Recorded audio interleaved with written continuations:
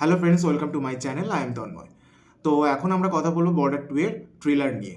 ট্রেলারটা কীরকম কী লাগলো সেটা বলবো। ট্রেলারটা প্রথমেই বলে রাখি, ট্রেলারটা আমার ডিসেন্ট লেগেছে এবং ট্রেলারটা টিজারের থেকে ফার ফার বেটার, অনেকটাই বেটার। তো ট্রেলারে আমরা যে জিনিসগুলো দেখতে পাচ্ছি, টিজারে ভিএফএক্সের কাজ টাজ থেকে ট্রেলারের ভিএফএক্সের কাজ ফার ফার বেটার, অনেকটা বেটার। তো এখানে প্রথম পজিটিভ যেটা মানে ট্রেলারটাকে একদম মানে ইন্টারেস্টিং মোডে নিয়ে যাচ্ছে, একদম আমাদের মানে উত্তেজিত করে তুলবে, সেই জায়গাটা হচ্ছে সানি দেওয়াল। সে যে ডায়লগ ডেলিভারি করছে, ডায়লগ ডেলিভারিটার মধ্যে একদম মানে মারাত্মক এনার্জি আছে এবং সানি দেওয়াল জানে যে কোন জায়গায় কীরকমভাবে ডায়লগ ডেলিভার করতে হবে। মাস মুভিতে কীভাবে ডায়লগ ডেলিভারি করতে হবে সেটা সানি দেওয়ালের ভালো মতো জানা। সানি দেওয়ালের জায়গা থেকে একদম পারফেক্ট আছে। তো বাকি আরেকটা পজিটিভ যেটা ভালো লাগছে, যে তিন বন্ধুর ভালো বন্ডিংটা খুব ভালো দেখাচ্ছে। এই জিনিসটা খুব দরকার ছিল এবং এটা যদি হলে একবার ওয়ার্ক করে যায় তো ভালো হবে।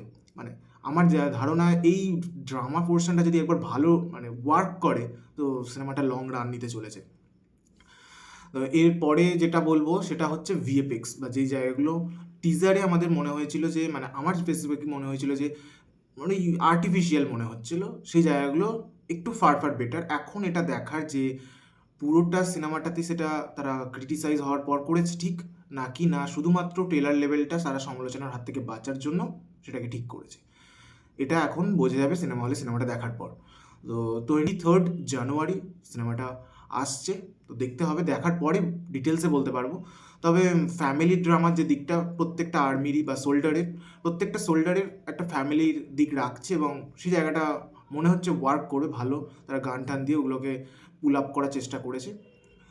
অ্যাকশন সিকোয়েন্স বা যেগুলো ফাইট সিকোয়েন্স, এই জায়গাগুলো আমার মনে হয় না যে খুব একটা যে বেটার কোয়ালিটি দিতে পারে বা বেটার ইমপ্রুভ দিতে পারবে, কারণ আমরা যে লেভেল দেখে ফেলেছি তো সেই লেভেলে তো ক্র্যাক করতে পারবে না। তো দেখা যাক কতটা কি করতে পারে, কারণ আমার মনে হয় যে বেশিরভাগ এইটাকে পুল আপ করবে, ওই ড্রামা পোর্শনটাকে দিয়ে পুল আপ করার চেষ্টা করবে।